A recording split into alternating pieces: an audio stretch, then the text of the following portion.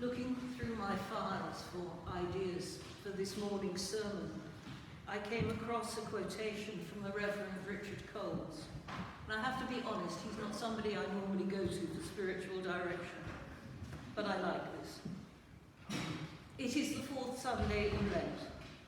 It is Refreshment Sunday, the only Sunday in Lent on which marriages may be contracted. It is Simnel Sunday, and Simnel cakes, commemorating the apostles through the medium of marzipan, are eaten.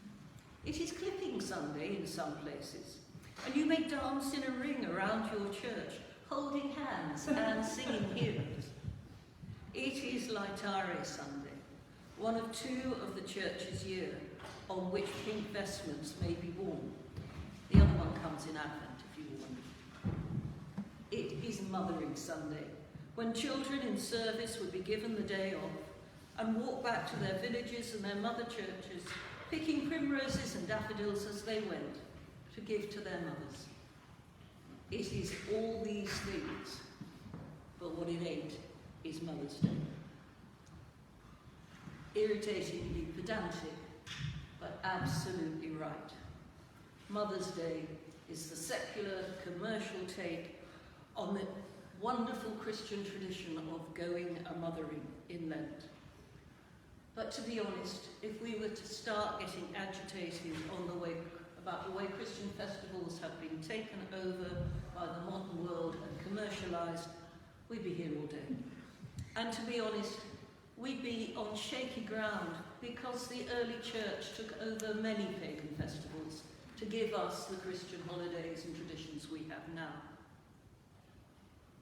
But whatever we call it, this is the day where church and society come together to remember and give thanks for mothering. And that has to be a good thing. Because for all its undoubted joys, motherhood can be hard work and involve tough choices. It's very easy when we have good, loving mothers to take them for granted, to think everybody has that, but not everybody does. And as you heard from that very brief passage in the Gospel, sometimes being a mother can break your heart. So even as we celebrate those who do it well, we remember those for whom motherhood was impossible, or disastrous, or disappointing, or just too difficult. And we give thanks for those who picked up the pieces. But mothering, as opposed to motherhood, is not restricted by age or gender. It's something we can all do. And Lord knows, at this time of anxiety and uncertainty, there are going to be a lot of people who need our care. And we may be being told not to shake hands or stand too close, but we can still smile and wave and telephone and collect shopping and medication, even if we have to leave it on the doorstep. We can still deliver newspapers and magazines, even church weekly sheets. We can put out dustbins, we can cut the grass so that the view from the window is cheerful for those who can't go outside. We can write letters. Once you've had a phone call, you put the phone down, the voice has gone.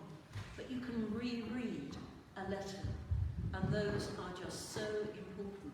Maybe this is a time not just to discover social media and electronic communication, but to rediscover those lost arts of letter writing too. And we, as a church, can tell people we are thinking of them and praying for them. In short, we can act in the way St. Paul advised the people of Colossae. We can be clothed with compassion, kindness, humility, meekness, patience, and love. We can be forbearing and forgiving. We can have the peace of Christ ruling in our hearts and do everything in the name of the Lord. And we can give thanks to the Father through Jesus Christ.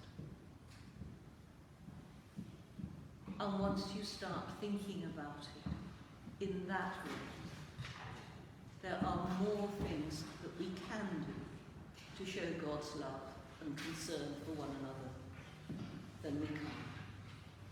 One of the things I think about being made in God's image is that we are made to be both loving and creative. And that's what we have to do over the next few weeks. Be loving and creative in the way we show God's love to our communities. And the more I thought about it, the more it seemed to me too that being lovingly creative was as good a definition of motherhood as anyone could come up with. So, thank you, mothers, and bless you. And let's sing hymn number 306, which just reinforces the fact God has the whole world in his hands. Please stand.